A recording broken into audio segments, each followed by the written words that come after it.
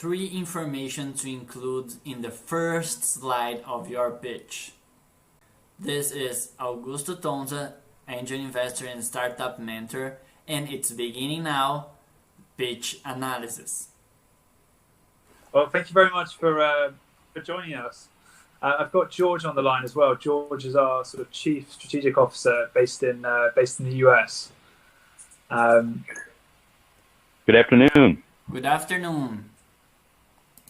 How are you? Hi, great. So, what we can do now, let's see what you think about it. You can conduct your pitch, and then during your pitch you're going to present yourself, and then if we need more time to understand who you are, what you're doing personally, we can talk after the pitch. How does it sound?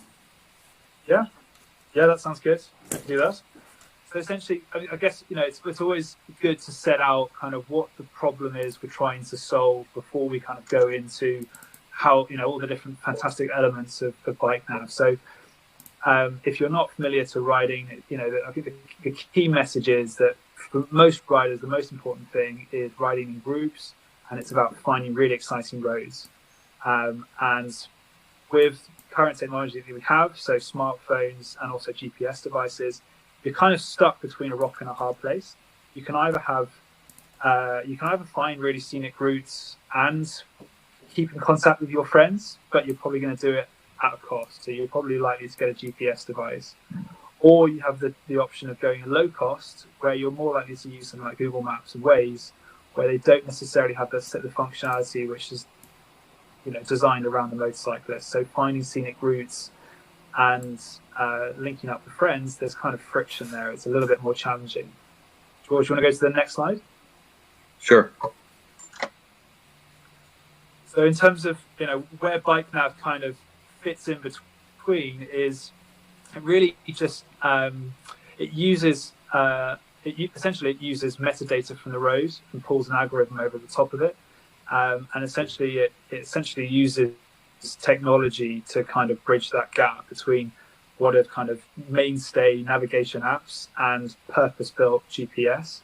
You essentially get a much more advanced navigation app, which is designed entirely around the motorcyclist. And the key thing it kind of delivers is it's much faster to find scenic roads. You've got a number of different route options that you can choose from.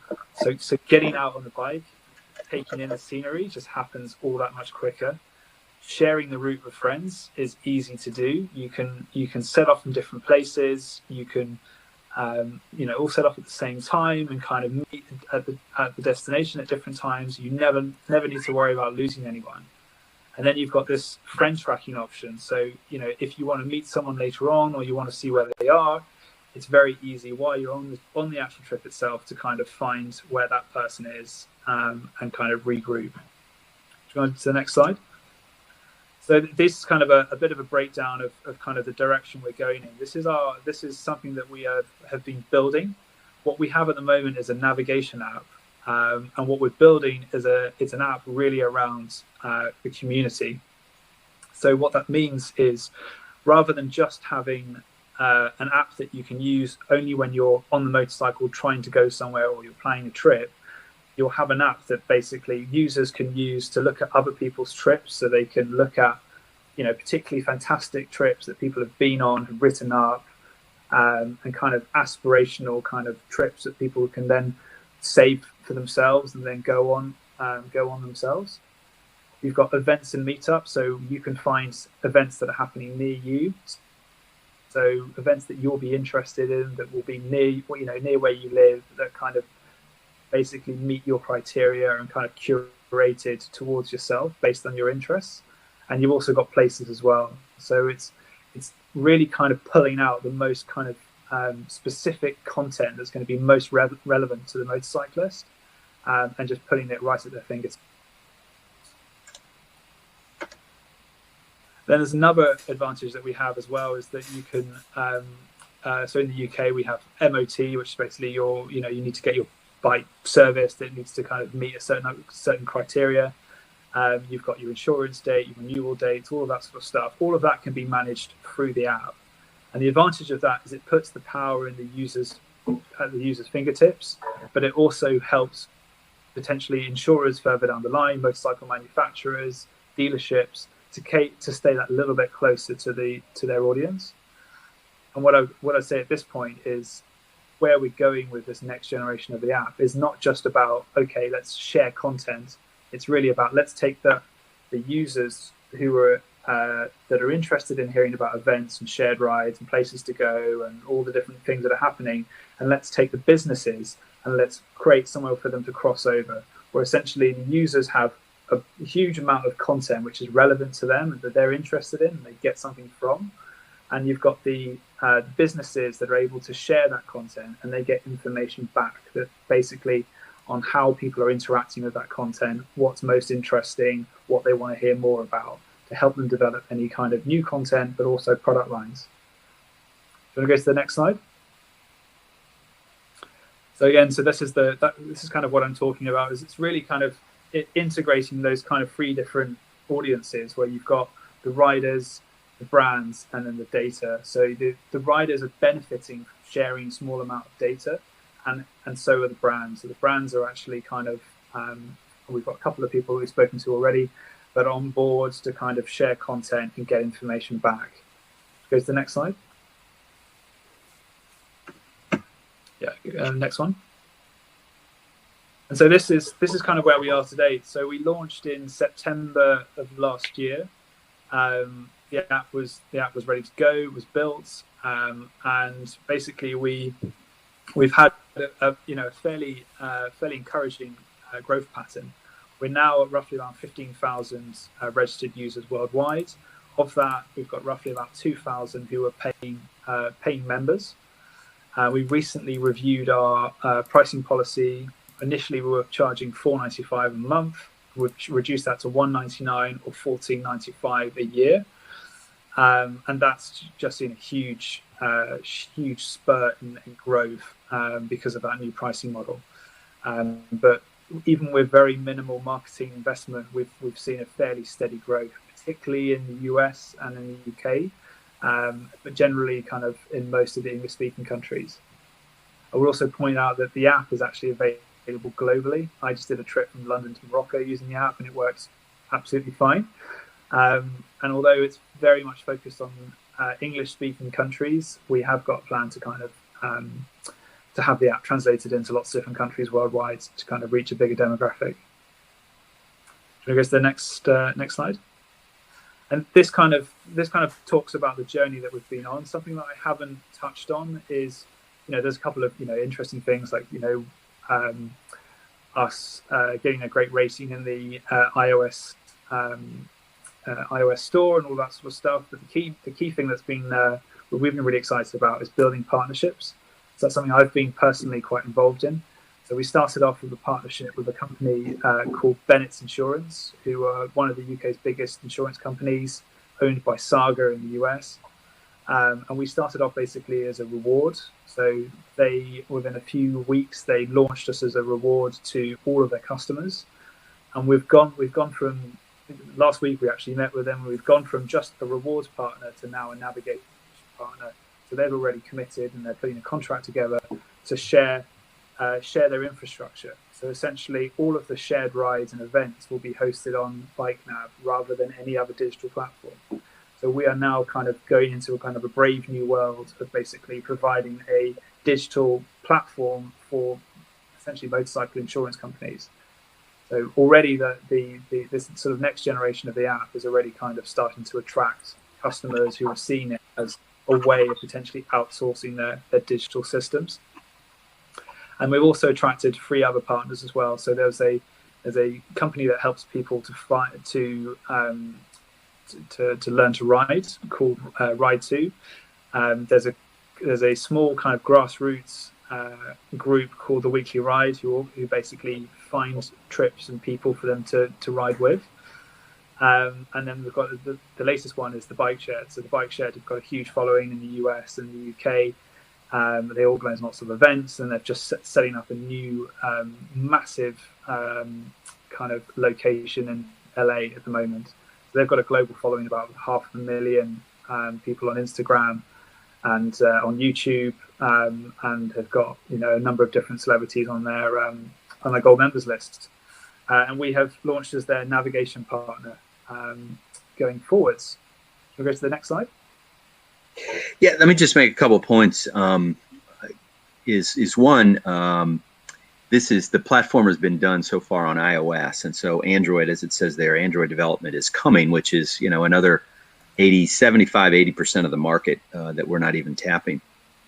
And the second thing is that we're still exploring kind of the way to monetize this. Clearly, doing annual subscriptions for writers is great. We've moved from monthly to annual, and feel like we're getting much higher adoption rates.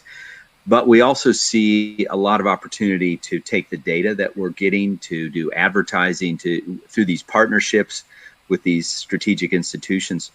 So we're still exploring a lot of those elements because it hasn't really been done yet. But I just thought I'd kind of point that out at this stage.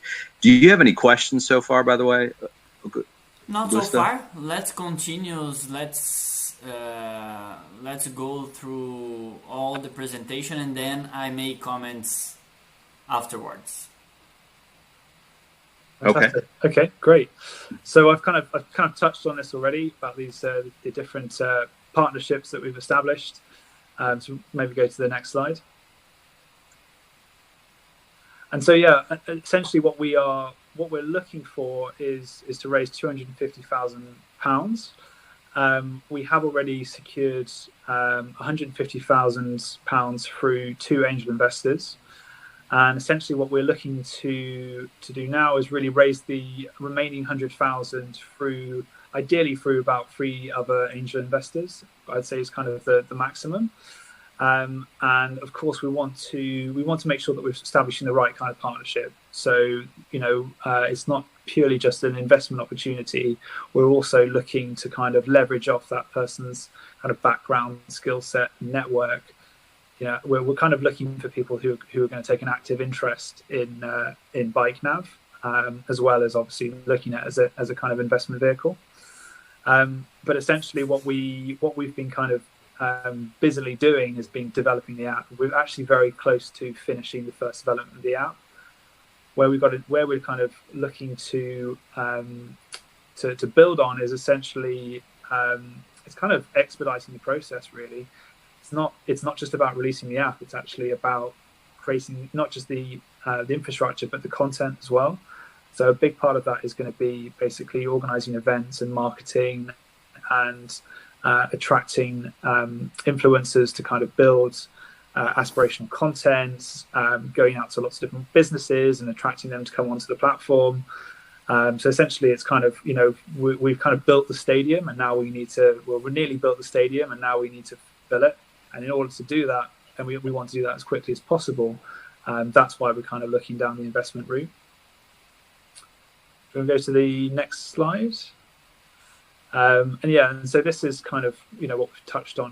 What we're building this next version as well is something that is really, really sleek, easy to use, is secure, and obviously is kind of constantly in a state of evolution. So we've been building the design for about 6 months, and we want to make sure that it's as close to that design as possible. But we're also looking for new ways to create more functionality without compromising the process. And at the moment, as I touched on earlier, the subscription model is something that we have in place, and that's something that we might even potentially look to phase out in the future. So at the moment, it's based on a basic pay for pro membership, which gives you access to lots of useful features, and that's only $1.99 a month. But obviously, as we're looking to, businesses are looking to share their digital platforms with us, or use BikeNav as their digital platform.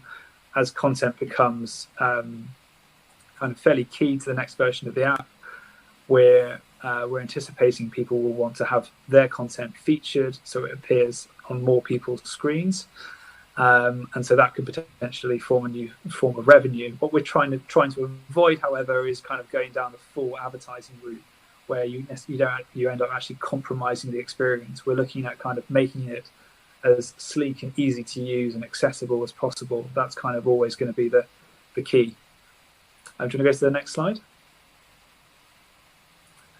And yeah, and this is there's another kind of point here is about, I touched on it earlier, attracting influencers from Instagram, YouTube, and whatever to come onto the app and build really amazing content, GoPro style, and essentially encourage others to kind of follow suit. And the idea is that we create our own adventure ambassadors. So we create our own kind of influencers of the future. And one of the other things that we're looking into, and we've had commitment from Bennett, is where people have actually produced a ride. So Bennett, for example, have about 500,000 people following on Bike Social, and they do lots of write-ups of best rides across the UK or Europe, across the world, and they share a map. They share Google Maps, a link on Google Maps that shows you the route, and it doesn't really work very well. The idea is that they would share a link to BikeNav where they'd have the shared ride, have the write-up. And so it makes sharing an actual trip that you've been on a lot more of a slick process. And we're approaching the same route with magazines as well. So there's loads of rider magazines that do the same thing. No one has found an option that is kind of easy to use for actually sharing the route.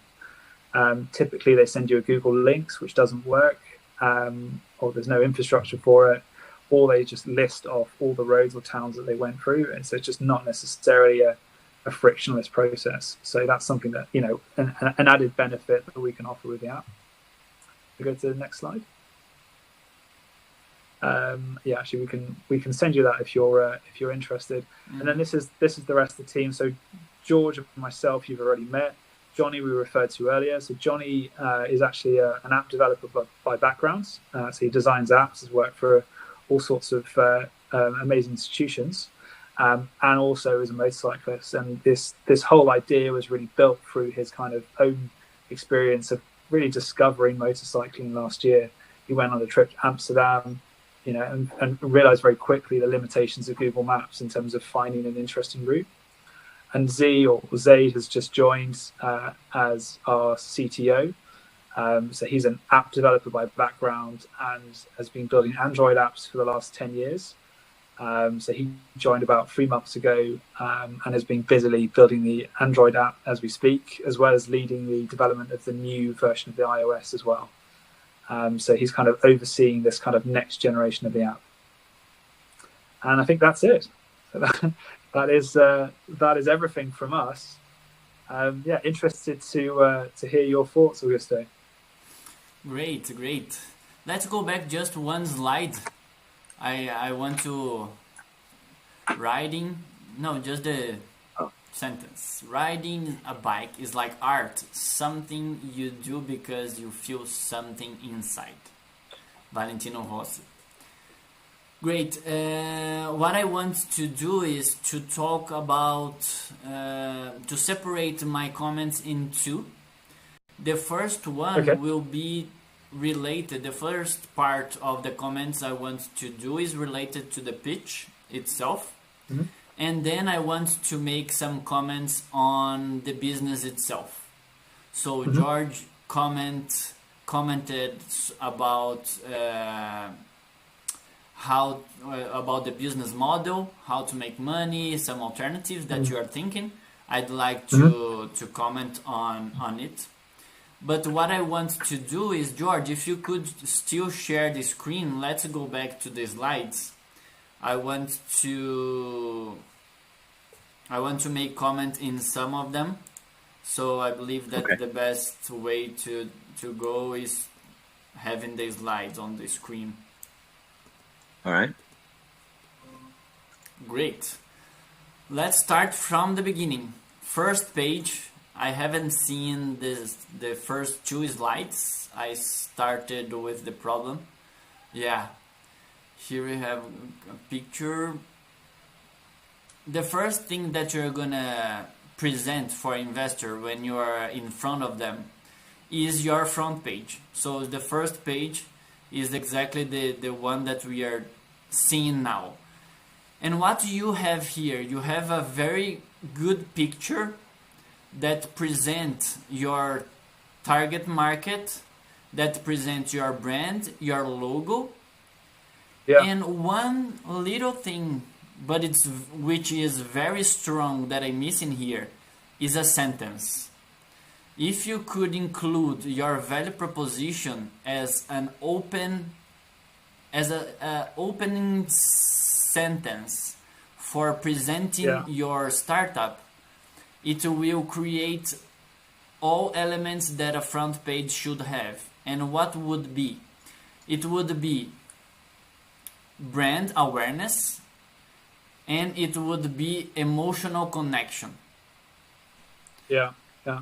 Because It human beings, it doesn't matter if it will be a partner or if it would be a client or if it would be an investor. All the decisions are made on our emotional side of the brain. Yeah. So you need to create emotion. You need to make a connection with the emotional side of the brain. So you have brought elements that create connection. You have a very good and beautiful picture that somehow it touches our emotion, because there is a motorcycle which is part of the product that your client has. Not your product, but the life of your persona. And there's green, there's nature, so it creates an emotion, a connection already. But if you bring a sentence describing your value proposition, it will be completed. It will have all elements that the front page should have. Mm-hmm. Yeah, fantastic. Yeah, that's good advice. So, second slide. Your vision defines how rides connect, share, and experience their most memorable adventures. This sentence, I think it could be... It is your value proposition, actually. Yeah, pretty much. Yeah. So, include it on the first slide. And this slide, you don't even need to present. You just say the value proposition and your vision. If you are sending your pitch deck, you can have it. But if you are just preparing your pitch, or when you are personally presenting, you just don't need. Okay. And here, when you mention 15,000 registered iOS users, you are going to talk about it after. So you don't need to include it here. Yeah. Great. And then you talk about the problem. The problem, what I would suggest, instead of list the problems and explain it using text, you should tell a story here. You should create the story of the personas. Do you know persona? Yeah. So, who are the personas that you can use to tell their stories? Talk about John, who is a motorcycle and he is trying to find a group to when they are traveling, or or he just wants to be out of his home and go for a ride, but he's alone and he doesn't know anyone, but he needs to be in a group. He wants to find people. And what does he do now? Today he has the possibility of join a Facebook group or find I don't know where. So it's very difficult for him to find. We have Jane, which has these difficulties, blah blah blah blah. We have Paul that has these difficulties, blah blah blah blah. And then today what they use is these alternatives that are in the market. However, if they could find a group, if he could have a trip, if he could track their trip,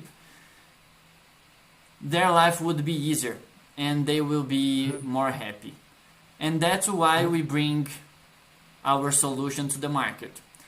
And then you create a story that keeps the connection, that keeps the emotional connection with the investor, which is your audience in this case. And it's easy to understand and to put yourself in their shoes and to see exactly what your clients need and what are their difficulties that you are solving. It's a very effective way of presenting your story, presenting the problem, and there's a very good flow of talk about the problem and talk about the solution. The flow when you present a story is smoother. You don't need to break your presentation. You don't need to structure your presentation in blocks. So first block I'm going to talk about the problem. Second block I'm going to talk about solution. You are going to make your presentation smoother. And it keeps the connection and the emotional aspect of it. Okay. Yeah, it's a good idea. Yeah, I like it. So about the problem, you talk about the solution. I think it's good, but if you could create the connection between the story of the personas and each feature of your product, it's better. So what I would suggest to you to do is to have the combination of these two aspects. Okay. Yeah. Okay. I would have more things to say, but because we are kind of running out of time and I still want to talk about the business model, let's go just for the team slide. I'm going to talk about the team slide and the slides that I believe is missing. So the team slide, I believe that it's important to present everybody, and you presented. One thing that I would add for this slide is to include the results that each one of you have achieved. Here we can see the characteristics, the years of experience, what they have done, but I don't know the results. And as an investor, I want to know the ability or the possibility that those people will have to bring the startup to the next level in order to have my money back. Sure. Yeah. So one thing that's missing here is the results.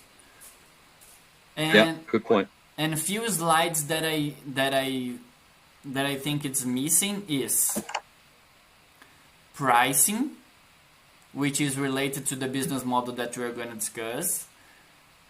Competition. Yeah. There was one more that I was in mind. Competition. And market. And the market size. Yeah. Those three slides are critical and they are missing. When you talk about the financial, I would also suggest you to present some level of detail. I know that it's more complete sending the financials afterwards, but if you could present highlights, it's good as well. Sure. And there's a way of presenting these highlights, which would be very effective, and it will not expose your startup to present key information or secret sauce of your numbers. But because we are running out of time, I want to enter in the business model that George had mentioned. I believe that you have few possibilities of making money out of your product.